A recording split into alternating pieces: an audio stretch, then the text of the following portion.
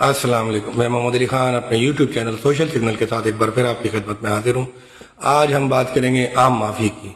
جی ہاں، وہ عام معافی کسی عام آدمی کو نہیں ملی، کسی عوام کو نہیں ملی،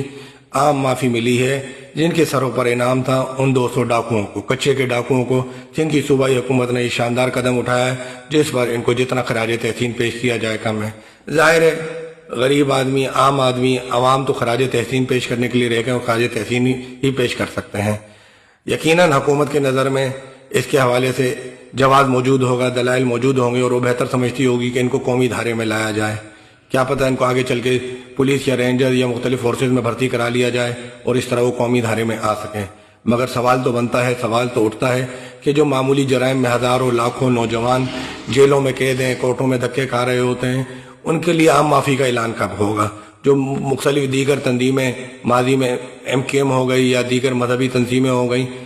سیاسی تنظیمیں ہو گئیں، ان کے کارکنان مختلف مقدمات میں قید ہیں، تو یہ عام معافی کا اطلاق ان پر کیوں نہیں ہوتا؟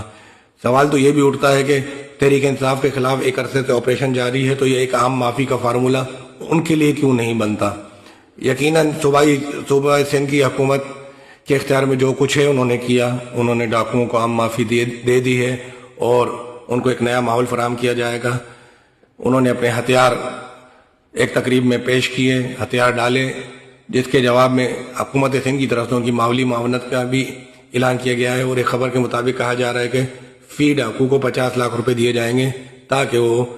فائنینشیل پرابلم ان کی سولو ہو سکیں اور وہ کسی معاشرے کی ترقی میں بہتر کردار ادا کر سکے۔ ہم اب بھی یہی کہتے ہیں کہ ایک شاندار اقدام ہے، مگر یہ شاندار اقدام ایک مخصوص علاقے تک کیوں محدود ہے، ایک مخصوص کمیونٹی تک کیوں محدود ہے؟ اس کا دائرہ کار پورے سندھ یا پورے پاکستان میں کیوں نہیں ہے؟ حکومت وقت کو،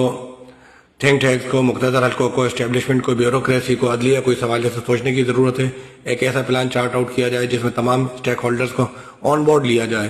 اور غریب عوام کے مسائل حقیقی معنوں میں حل کیا جائے، اور جو لوگ جرائم کی طرف آ گئے، اسٹریٹ کرائم کی طرف آ گئے، بے راہ روی کی طرف آ گئے، ان کے مسائل حل کیے جائیں، انہیں بھی ایک موقع دیا جائے،